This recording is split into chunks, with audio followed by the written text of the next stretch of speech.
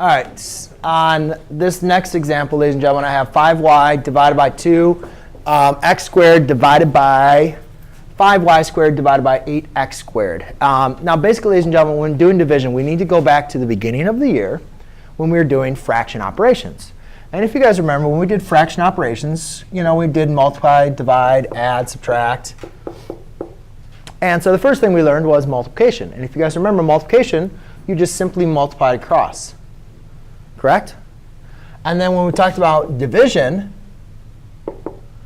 does anybody remember what we did for dividing fractions? You multiplied by the reciprocal. So basically what you did was you took the fraction that you're dividing by, which we called our divisor, and we multiplied it by that's reciprocal. Okay? So really, basically, guys, when we're dividing, the easiest thing to work on division is to rewrite it as a multiplication problem. And then it's just like the problems I did at the beginning of this class. All right? So in this case, I don't want to write this as a division problem. I want to write this as a multiplication problem.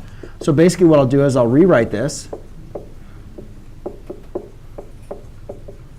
So the first thing you always want to do is you're going to want to rewrite it as a multiplication problem. Once you have it rewritten as a multiplication problem, now you guys can see everything is separated by multiplication and multiplication, right? So therefore, I can divide out terms. Actually, you know what? Never mind. What I would recommend with this is to rewrite this problem so the x's are over the x's, the y's are over the y's, and so forth, because this is actually where students will probably get confused. So what I would recommend is simplify everything. So I have 40 over 2, x squared divided by x squared, and y over y squared. So basically what I did is I just multiplied everything across, and I just rewrote it so everything's together. Then I grouped the numbers and the x's and the y's together. All right?